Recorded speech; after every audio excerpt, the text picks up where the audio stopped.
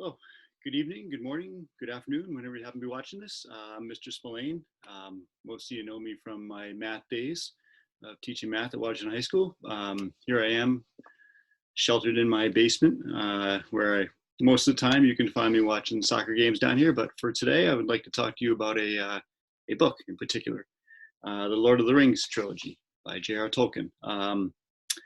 This series I was first introduced when I was in high school, and it's an epic adventure that I really enjoyed. It kind of got me really hooked on reading, and I still pick it up after all those years and still flip through. So if you were interested in this and what I have to say, feel free to pick it up and run with it. I was going to read a few passages from the first chapter and see, just to kind of get the story going for you. So here goes.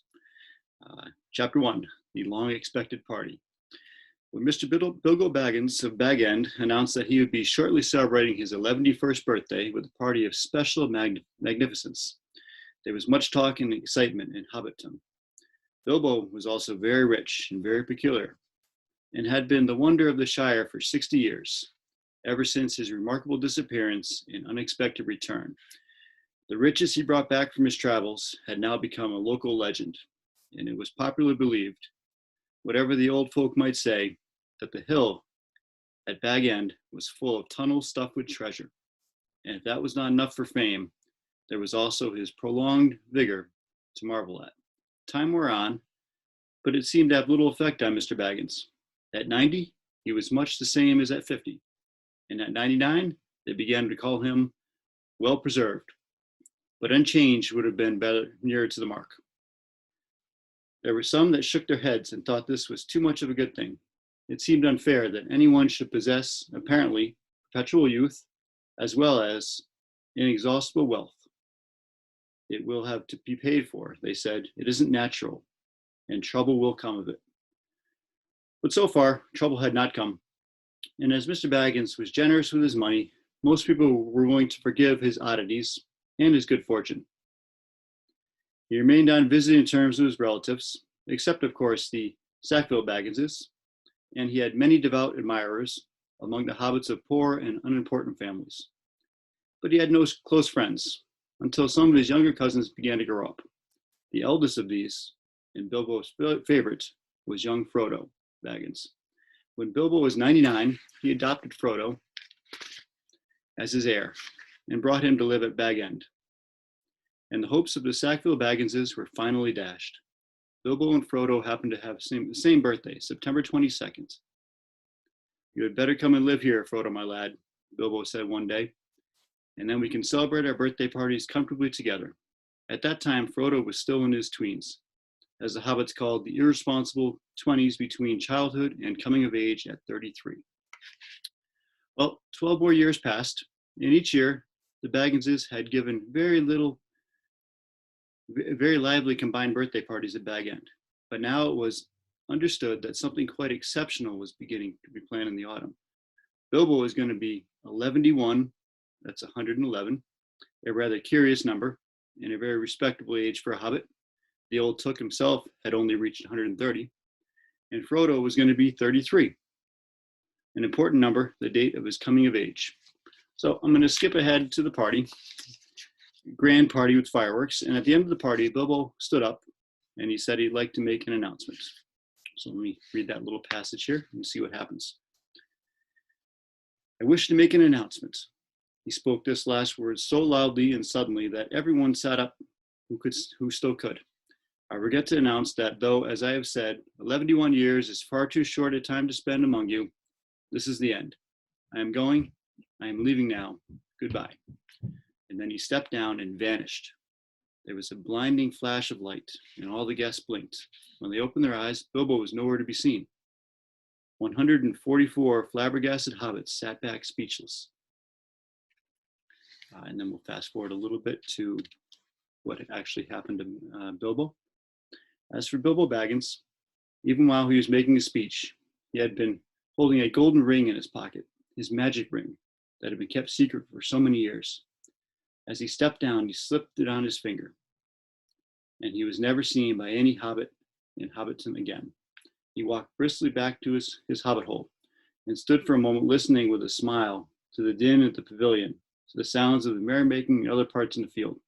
Then he went in, took off his party clothes, folded up and wrapped in tissue paper, and put it away. Then he put on quickly some old untidy garments and fashioned round his waist a worn leather belt. On it hung a short sword and a battered black leather scabbard. From the locked drawer, smelling of mothballs, he took out an old cloak and a hood. They had been locked there as if they were precious, but they were so patched and weathered that their original color could hardly be guessed. It might have been dark green, and they were rather too large for him. He then went into his study, and from a large, strong box took a bundle of wrapped in old clothes, a leather-bound manuscript, and also a very large, bulky envelope. The book and bundle he stuffed in the top of a heavy bag that was standing there, already nearly full. Into the envelope, he slipped a golden ring and its fine chain and sealed it and addressed it to Frodo. Well, we fast forward to when Frodo comes back and he finds the envelope. Frodo had a very trying time that afternoon. A false rumor that the whole household was being distributed free spread like wildfire, and before long the place was packed with people who had no business there, but could not be kept out. Labels got torn off, mixed, quarrels broke out. Some people tried to do swaps and deals in the hall. Others tried to make off with minor items not addressed to them or anything that seemed unwanted or unwatched. The road to the gate was blocked with borrows and handcrafts. So people thought that Bilbo was gone, so they were looting his house, and Frodo didn't know what to do. So many people were in and out of the house, and finally, there was a knock. And suddenly, a wizard's head appeared in the window. "If you don't let me in, Frodo, I shall blow your door right out of this hill." "My dear Gandalf, half a minute," cried Frodo. Come in, I thought it was someone else. Then I forgive you." So we skip ahead to when Gandalf is telling Frodo that he knows that this ring is peculiar, so to keep it safe. If you mean inventing all this about a present, well, I thought the true story is much more likely, and I could see the point of altering it. It was very unlikely to Bilbo to do so. So did I, but many odd things happen to people who have such treasures, if you use them. Let that be a warning to you, to be careful with it. It has many powers and more than just vanishing that you do not understand. "Neither do I," said the wizard.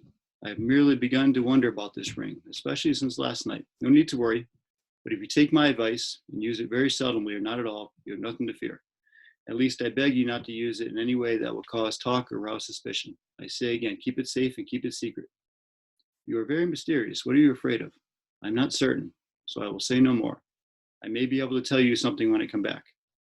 I'm going off at once, so this is goodbye for the present." He got up.